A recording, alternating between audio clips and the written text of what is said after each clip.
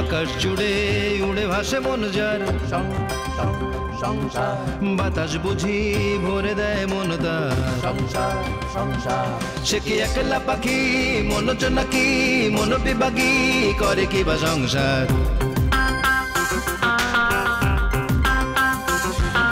সংসারে আছে যার সেই বুঝি সুখী, তবে সংসারে ঢুকলেই মন দুঃখী দুঃখী।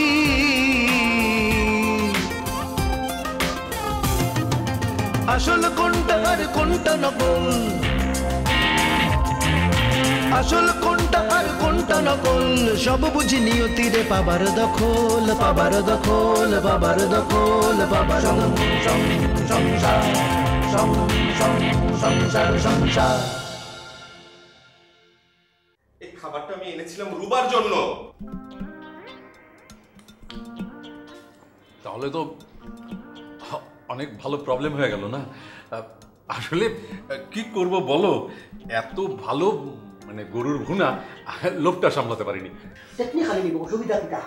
তোর পাট আলাদা, ওর পাট আলাদা, তুই ওই সিনেই নাই, ওরা ওই সিনেই নাই, দুটা পাট পাট করে জোড়া লাগাই দিব। চুপ করে লেখা শুনতে করি এলাকা জানাস ব্যাপারটা এখন এরকম হয়ে গেল না। ঠাকুর ঘরে কে রে? না না না, আমি কলা খাইনি। মাইন্ড ইউর ল্যাঙ্গুয়েজ আতিফ, আমার সাথে একদম হিসাব নিকাশ করে কথা বলবি। এক মিনিট, এই হারামজাদা গাল দাও গাল, ওকে তুমি ঠাটায় একটা চক্কর মারো, আমি কিচ্ছু মনে করব আমার সামনে না। আমি যার তার গায়ে হাত তুলি না, তোকে আমি জুতিয়ে মুকিয়ে ফেলতাম। এক্সকিউজ মি, যদি আমাকে এখানে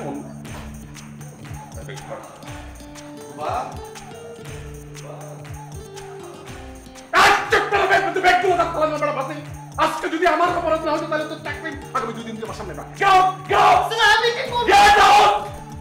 তুমি কোথাকার আমার কথা বলে সামান্য সামান্য 2 টুকরা গালি ভুলার জন্য।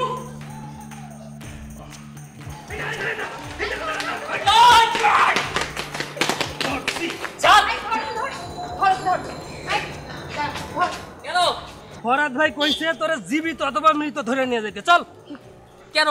গেলেই বুঝতে পারবি। আজকে জীবিত হোক আর মৃত হোক, তোকে আমি ধরে নিয়ে যাবই। কেন? আমি কি করেছি? কি করছিস সেটা তো আমি জানি না, আর আমি জানতে চাইও না। আর কি আশ্চর্য, তুই জানিস না? যা জানার ফরাদ ভাই জানে, আর ফরাদ ভাই তোকে সব বলবে। চল। আচ্ছা ঠিক আছে, আমি যাবো, এবার তোরা আমাকে ছাড়। না না না না, এটা ফরাদ ভাইয়ের অর্ডার। ফরাদ ভাই বলছে তোকে চ্যাংদোলা করে নিয়ে যেতে, আর আমি তোকে চ্যাংদোলা করে নিয়ে যাব। আর ফরাদ ভাইয়ের অর্ডার কখনোই ব্যতিক্রম করা যাবে না, সেটা তো তুমি ভালো করেই জানো। সুযোগ পাইছিস বলে পুরোটা একবারে নিস না, ভবিষ্যতের জন্য একটু রাখ। না না না না, ফরাদ ভাই বলছে তোর কোনো কথাই শুনতে না। আই, তোমরা ওকে দোলাতে দোলাতে নিয়ে আসো। অনেক কষ্টে তোমারে পাইছি আমি।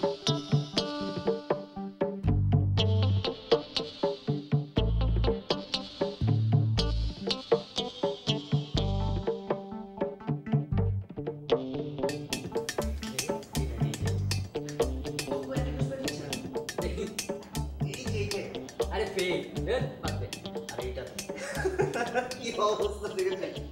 রাখ রাখ। এই আসিফ ভাই, দেখেন না জিনিসটা কি রেগে আছেন নাকি? না, আমি রেগে আছি না হেসে থাকবো তোমার পারমিশন নিয়ে আসতে হবে আমাকে? ফাজিল কোথাকার। মুড অফ নাকি?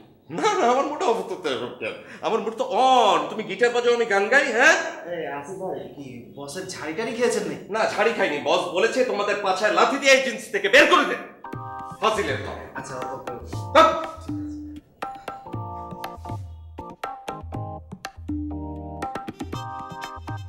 আরে বাদ দে, এই আয় এদিকে।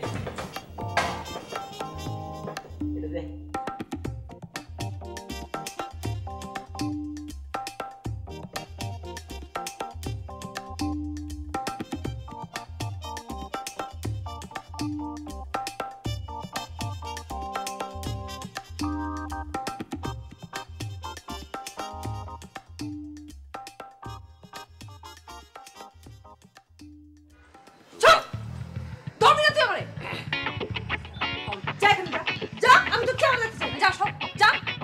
আশ্চর্য, আমার কথাটা তো একবার শুনবি।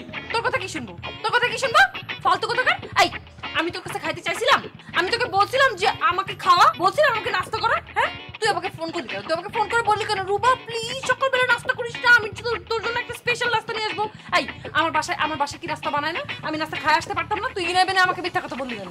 আচ্ছা সব কথা কি তুই একাই বলবি, আমাকে কিছু বলতে দিবি না? কি বলবি তুই? তোর কি বলার আছে বল। দেখ, আমি তোকে নাস্তা খাওয়াবো বলে নাস্তা আনবো না, তোকে ধোকা দেব অতটা বোকা ছেলে আমি না। আমি আসলে ঠিকই তোর জন্য নাস্তা এনেছিলাম, কিন্তু ইনবিটুইন একটা মিসঅ্যাপ ঘটে গেছে। থাম তুই, দয়া করে থাম। তোর এইসব মিথ্যা বানানোর নাটক আমার খুব ভালো করে জানাস। আমি খুব ভালো মতো জানি তুই এখন একটা সুন্দর করে মিথ্যা একটা গল্প ফাঁদবি, একটা নাটক বানাবি, বানায় ওইটাই আমাকে একদম উগলাই দিবি। চুপ থাক, আমার এইসব মিথ্যা কথা বুঝাইতে আসিস না, যা এখান থেকে। না, তোকে শুনতে হবে। আসিফ, তুই কি আমার বাধ্য করবি তোর কথা শুনতে? আমি শুনবো না তোর কথা। না, সত্যি ঘটনাটা কি ঘটলো সেটা না জানলে তুই আমাকে ভুল বুঝতেই থাকবি, কিন্তু সত্যি বলছে এখানে আমার কোনো দোষ নেই। আসিফ চুপ থাক, আল্লাহর ওয়াস্তে চুপ কর। তোর এখন এই মিথ্যা নাটক তুই একটা ঢাকতে আরো 10টা মিথ্যা কথা বলবি, আমার এগুলো শোনার কোনো ইচ্ছা নাই, বিশ্বাস কর, কোনো ইচ্ছা নাই। এবার একটু ক্ষান্ত দে, এতক্ষণ যতগুলো মিথ্যা কথা বলছিস না সব হজম করছি, আর ইচ্ছা করতেছে না, ভালো লাগতেছে না, মাফ কর আমাদের, যা এখান থেকে। তার মানে তুই এই বিশ্বাস নিয়ে থাকবি যে আমি তোর জন্য নাস্তা আনিনি? তুই থাক তোর বিশ্বাস নিয়ে।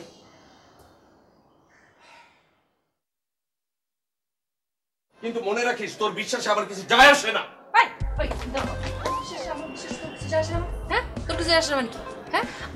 আমি তো বিশ্বাস করবো না করবো সেটা আমার পার্সোনাল ব্যাপার, তুই বলে দেখ, তুই ঠিক করে দেখে যা। গায়ে হাত দিবি না, গায়ে হাত দিবি না।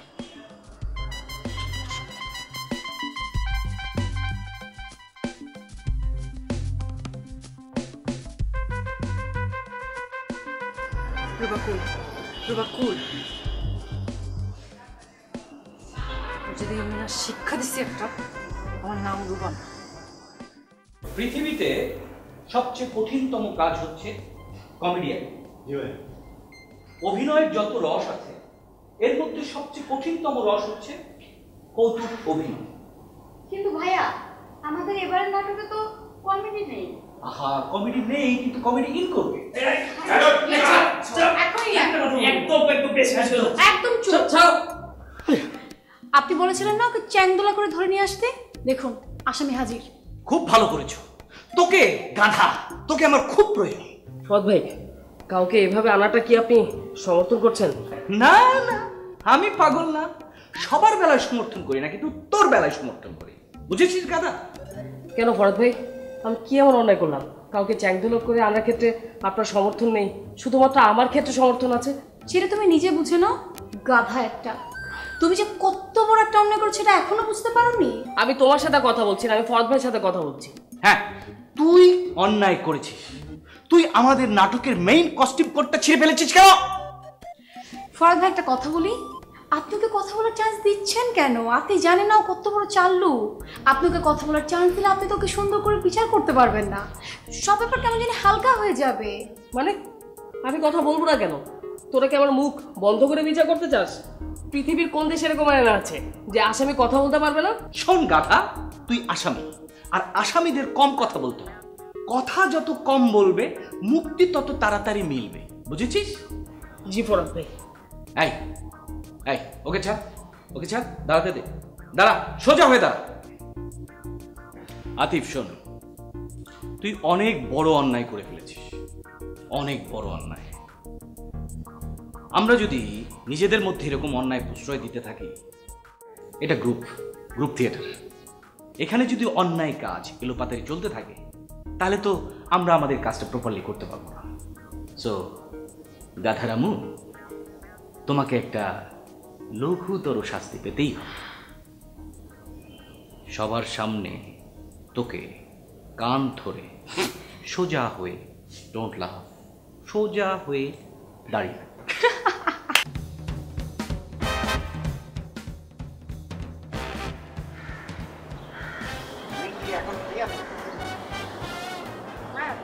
মানে 2 মিনিট কথা বলা যাবে? তুমি হয়তো চিন্তা করতে পারো যে আমি নিজেরকে কেন বনের মহিষ তাড়াচ্ছি, তাই না? মানে আমি তো 5টা বিষয় নিয়ে চিন্তা ভাবনা করি, এই 5টা বিষয় নিয়ে চিন্তা ভাবনা করার পরেও আমি কেন বনের মহিষ তাড়াচ্ছি, তাই না? না, এসব নিয়ে আমার কোনো মাথা নেই। না, মানে আমি তো চেহারা দেখলে অনেক কিছু বুঝতে পারি, তাই না? এখন সেটা আচ্ছা, দেখি মূল কথায় আসি। স্যার আমাকে বলো যে তুমি একটু বাবা মানে আতিফের ব্যাপারে একটু খেয়াল রাখো, কারণ কি আতিফ তো একটু বুঝে সুঝে কম, তো আতিফের মানে ওর লাইফটাকে একটু চেঞ্জ করার জন্য তুমি আতিফকে ওই যে একটু সাজেশন দাও কি করা যায়। সেই জন্য আমি চিন্তা করলাম যে একটা ফর্মের, এই ফর্মে পরিবারের সবাইকে একটা মতামত দিব। ধরেন আপনি একটা মতামত দিবেন যে কি করলে আতিফের লাইফটা সুন্দর হবে, সেই মানে তুমি একটা মতামত দিয়ে দিও, সেখানে সুন্দর। আমি একটা কথা বলি, আমার মনে হয় যে আতিফ আপনার হেল্পার হলেই না জীবনে অনেক শাইন করতে পারবে। আরে মানে ওর বাড়ি গাড়ি সব হয়ে যাবে। না সেটা সত্য, মানে এটা তো ফিউচার প্ল্যানিং এর ব্যাপার, আমি বুঝতে পারি। Thank you. না এটা ফাইন বলেছো তুমি, খুব সুন্দর কথা, কিন্তু সেটা হচ্ছে গিয়ে যে ভবিষ্যৎ পরিকল্পনা, ফিউচার প্ল্যানিং। তা আপনার এম ইন লাইফটা কি? আমার এম ইন লাইফ হচ্ছে কি একজন বড় মানুষ হওয়া, মানে অনেক বড় একজন মানুষ হবো, এটা হচ্ছে কি আমার এম ইন লাইফ। তো বড় মানুষ হবেন, সুন্দরভাবে বাঁচার জন্য তো বাড়ি গাড়ি ব্যাংক ব্যালেন্স এসবেরও দরকার আছে, তাই না? কি বলো ফিউ, ওসব তো নস্যি। টাকা পয়সার পিছে আমি কেন ছুটবো, তারা আমার পিছে ছুটবে। তুমি উসাইন বলকে চেনো না? উসাইন বল কি গোল্ডের পিছে দৌড়ায়, গোল তার পিছে দৌড়ায়, উসাইন বল ফার্স্ট হয়ে যায়, তারপর গোল যায় তাকে কামড়াই ধরে। তা আমি দৌড়াবো, টাকা পয়সা আমার পিছে দৌড়াবে, তারপর আমাকে কামড়াই ধরে। যদিও টাকা পয়সার প্রতি আমার কোনো ভালোবাসা নেই। তাহলে আপনার ভালোবাসাটা কিসের প্রতি আছে? আমার ভালোবাসা হচ্ছে গিয়ে ফুলের প্রতি, মানে ফুল যেখানে থাকে সেখানে, ধরো এইখানে যদি ফুল থাকতো তাহলে পরে আমি একদম বেহুশ হয়ে যেতাম। এই আচ্ছা তোমাকে একটা কথা বলি, এই ধরো তুমি যদি এখন একটা শাড়ি পরে আসতে, আর তোমার এই কানের মানে যে কোনো এক পাশে যদি একটা ফুল থাকতো তাহলে পরে কিরম সুন্দর লাগতো। এই যে ফুলের কথা কইতি, ওই তারাশঙ্কর বন্দ্যোপাধ্যায়ের লেখা কবি উপন্যাসের একটা গান মনে পড়ে গেল। মানে তার উপন্যাসের নায়িকার খোপায় ফুল দেখে সে একটা গান গেছিল। গানের কথাগুলি হচ্ছে গিয়ে এরকম যে কালো কেশে রাঙা কুসুম হেরিসো কোন নয়নে, মানে কালো কেশে রাঙা কুসুম হেরিসো কোন নয়নে, কালো কেশে রাঙা কুসুম হেরিসো কোন নয়নে। সুন্দর না? আচ্ছা টোকন ভাই, আমাকে একটা কথা বলেন তো, এই দিনে দুপুরে আপনি হঠাৎ এত রোমান্টিক হয়ে উঠলেন, আপনি কি ভুলে গেছেন যে আমি আপনার বন্ধুর ছোট বোন হই? না না সিসি, তুমি আমাকে ভুল বুঝতেছো, আমি রোমান্টিকতার তো কিছু শো করিনি এখনো। ওরে বাবা, কোনটা রোমান্টিকতা কোনটা রোমান্টিকতা না সেটাও বোঝেন? ও ফাইন, কি বলতেছো ফিউ, সেটা বুঝবো না কি জন্য? রোমান্টিকতা হচ্ছে গিয়ে মানুষের মনের ব্যাপার। আচ্ছা ধরো তোমাকে আমি একটা জিনিস ব্যাখ্যা করি, সেটা হচ্ছে গিয়ে আমি যে বাসায় থাকি সেই বাসায় একটা জানালা আছে, জানালা দিয়ে একটা রাস্তা দেখা যায়, রাস্তার এই পাশে ওই পাশে দুইটা গাছ, একটা হচ্ছে কৃষ্ণচূড়া আরেকটা হচ্ছে রাধাচূড়া, দুইটার সাথে দুইটা সমানে টাঙ্কি মেরে যাচ্ছে, কেউ টের পাচ্ছে না, আমি টের পাচ্ছি, কারণ কি আমি মনের ব্যাপারটা বুঝি। এবং দুইটা টাঙ্কি মেরে সমানে ফুল ফুটে যাচ্ছে, কেউ টের পাচ্ছে না, মানুষজন বুঝতেছে না, আমি টের পাচ্ছি, কারণ এটা হচ্ছে গিয়ে রোমান্টিক সিনড্রোম। বাবা, আপনি তো দেখছি রোমান্টিকতার একেবারে মাস্টার। না সেটা ঠিক আছে, আমি রোমান্টিকের মাস্টার, কিন্তু আমি স্টুডেন্ট তো পাচ্ছি না। না মানে আমি যেটা তোমাকে আরেকটু ব্যাখ্যা করে বলতে চাই সেটা হচ্ছে আজকালকার পোলাপান, তাদের শোষাতে শুধু রোমান্টিকতা, মানে উপরের কস্টিউম দিয়ে মানে কাপড় চোপড় দিয়ে রোমান্টিকতা, ভেতরে হচ্ছে গিয়ে ভুসভাস। ভুসভাস মানে কি? ভুসভাস মানে হচ্ছে গিয়ে উপরটা হচ্ছে অনেক রঙিন আর ভেতরে হচ্ছে ফাঁপা ফাঁপা, মানে হচ্ছে গিয়ে মুখে মিষ্টি ভিতরে বিষ। বুঝেছ এবার নাকি আরো ভাঙিয়ে দিব?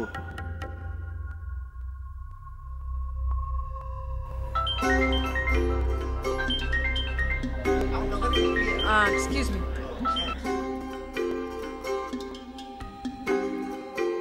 কালো কেশে রঙিন কুসুম হেরিসো কি নয়নে। ফোনে কথা বলা এক ধরনের ভালো। কালো কেশে রঙিন কুসুম হেরিসো কি নয়নে। বাহ, বলছিলাম আমাদের নাটকটা ফুল সমস্যা নেই, এটা বলছি নিশ্চয়ই তুমি ভালো করেছো, বাট আমি আরেকটু বলতে চাই যে তুমি অভিনয়টা আরো মন থেকে ভেতর থেকে অনুভব করে করো। দেখেছো আমাদের বোকা রামু, গাধা রামু, এক্সেট্রা এক্সেট্রা, গানটা নামাও। বাহ, ভালো ছিল, কিন্তু শাস্তি কিন্তু মকুব হয়নি। এটা থিয়েটার, থিয়েটারকে তোমাকে বুঝতে হবে। তুমি একটা কস্টিউম ছিঁড়ে ফেললে, এই পানিশমেন্ট যদি আমি তোমাকে না দিই তাহলে সবার প্রতি একটা, সবাই শৃঙ্খলা থাকবে না, সেও আবার অন্যরকম কাজ করতে পারে। তো তোমাকে আরো শাস্তি পেতে হবে। শাস্তিটা হলো তোমাকে জোকারের অ্যাক্টিং করতে হবে। ঠিক কথা বলতে, আমাদের জোকারের যে কস্টিউম আছে নাটকে, সেটা পরে তোমাকে জোকারের অভিনয়টা করতে হবে সবার সামনে, একদম পারফেক্টলি করতে হবে। কিন্তু ফরদ ভাই, আমি তো জোকারের অ্যাক্টিংটা পারি না, তাছাড়া আমি তো ব্যাক স্টেজে কাজ করি। শোনাতে আমরা জানি যে তুই অ্যাক্টিংটা পারিস না, আর তাই আমরা এই ক্যারেক্টারের জন্য তোকে সিলেক্ট করেছি। এর মানে হচ্ছে তুই যেটা পারিস না তোকে সেটাই করে দেখাতে হবে। Yes, rain is right. আমাদের বৃষ্টি ঠিক কথাটি বলেছে। মানে হচ্ছে তুই যা না তোকে তাই করে দেখাতে হবে, আর তা যদি তুই না পারিস তোকে এই গ্রুপ থেকে চলে যেতে হবে, একেবারে চলে যেতে হবে। ওরে আমার সোনার চান পিতলা গুগু, যাও গিয়ে কস্টিউমটা পরে আসো। আই তোরা ওকে চ্যাংলামো করে দোলাতে দোলাতে ভিতরে নিয়ে যা। চলো। টাটা। ওর জন্য বেস্ট কনফিডেন্স ছিল, তাই না? হ্যাঁ, এটা দরকার আছে, কারণ থিয়েটার করতে গেলে থিয়েটার শৃঙ্খলা অনেক জরুরি। কিন্তু বৃষ্টি, আমি যেটা দেখলাম তুমি এত অল্প সময়ে এত গেইন করছো, মানে তুমি বলে দিচ্ছ যে থিয়েটার মিন্স হচ্ছে আমি যা না তাই তোমাকে দেখাতে হবে। থ্যাংক ইউ ভাইয়া, থ্যাংক ইউ সো মাচ। আমি তোমাকে আরো যেটা বলতে চাই সেটা হচ্ছে যে তুমি যখনই না না ঠিক আছে, ওকে ওদের কাজটা করতে দাও। আমি তোমাকে বলছি তুমি যখনই অভিনয়টা করবে, তুমি একদম যে চরিত্রটা করবে সেটার মধ্যে নিবেদিত হয়ে যাবে, ভেতর থেকে বলার চেষ্টা করবে, দেখবে অবশ্যই থিয়েটারটা অনেক বেটার পজিশনে চলে যাচ্ছে।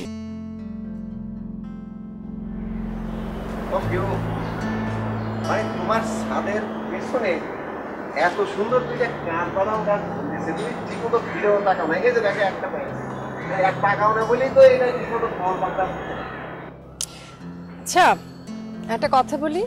একটা কেন, তুমি 1000 কথা বলো, তোমার কথা শুনলে আমার ভালোই লাগে। আপনি যে বাবার সাথে কথা বলার ভান করে আমার সাথে কথা বলেন, সেটা কিন্তু আমি বুঝতে পারি। হায় আল্লাহ, এটা তুমি কিরাম কথা কইলা ফিউ? মানে আমি স্যারের নাম করে তোমার সাথে কথা বলতে আসি, আমার কেন জানি মনে হচ্ছে এই জায়গাটায় একটা ভুল বুঝাবুঝি আছে। মানে কেউ তোমার মাথার মধ্যে এই জিনিসটা ভুল বুঝিয়েছে, মানে আমি যেটা না, আমার মনে হয় কেউ তোমাকে আমার সম্বন্ধে ভুল বুঝিয়েছে। তারপর আমি পুরো জিনিসটা তোমাকে একটু ব্যাখ্যা করতেছি। ব্যাখ্যাটা হচ্ছে গিয়ে এরকম যে, আচ্ছা ঠিক আছে ঠিক আছে, ধরে নিলাম এই কথাটা ভুল। বলেন তো আপনার বন্ধুকে? আমার বন্ধু তোমার ভাই আদিল, মানে আদিল। তা আপনি ভাইয়ার সাথে দেখা না করে আমার সাথে দেখা করতে আসেন কেন? আদিলের সাথে? আচ্ছা, শিরার একটা ব্যাখ্যা আমি তোমাকে দিচ্ছি। মানে আদিল হলো গিয়ে সঙ্গীত প্রিয় মানুষ, মানে সঙ্গীত মানে মিউজিক এগুলোর মধ্যে নিয়ে থাকে। তো সঙ্গীত হচ্ছে গিয়ে সাধনা। তো ও যখন ওই সাধনার মধ্যে থাকে, আমার মতো একটা বেসুরা মানুষকে দেখলে ওর সঙ্গীত সব কিছু ভাঙ্গে চুরে মিউজিক ডিস্ট্রিন হয়ে যাবে। সেজন্য আমি ওর সামনে সচরাচর যাই না। আর তুমি যে কথাটা বললে যে তোমার সাথে আমি দেখা করতে আসি না, তোমার সাথে আমার দেখাটা হয়ে যায় আর কি, মানে ক্রস কানেকশনের মধ্যে যেভাবে হোক দেখাটা হয়ে যায় আর কি। সত্যি বলেন তো, আমার সাথে কথা বলতে আপনার কেমন লাগে? মানে লাগে, ভালোই লাগে। কিরকম ভালো লাগে? মানে তুমি ওই সকালবেলা ঘাসের উপরে শিশির দেখিছো না? শিশির, ওই শিশিরের মধ্যে মানে দেখলে কেমন একটা শোক শান্তি শোক জুড়ে যায়, মানে ওরকম, মানে ভালো লাগে আর কি, ওরকম এক্সাম্পল দিলাম একটা আর কি।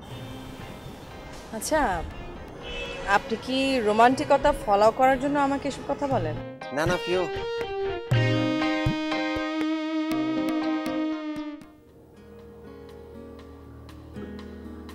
কি ব্যাপার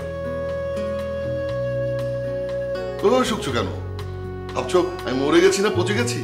চোখেরই জলে ভাষাবো বলে কত না কেঁদেছি গোপনে।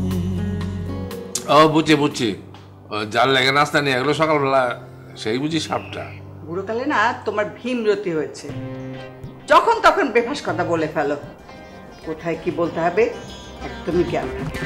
আকাশ জুড়ে উড়ে ভাসে মন যার, সংসার বাতাস বুঝি ভরে দেয় মন তার, সংসার সে কি একলা পাখি মন নাকি মন বিভাগী করে কি বা সংসার।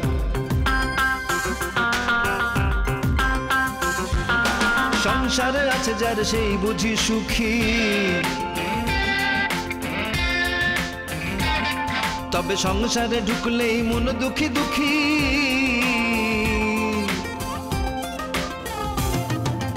আসল কোনটা আর কোনটা নকল, আসল কোনটা আর কোনটা নকল, সব বুঝি নিয়তিরে পাবার দখল, পাবার দখল, পাবার দখল, পাবার সংসার সংসার সংসার।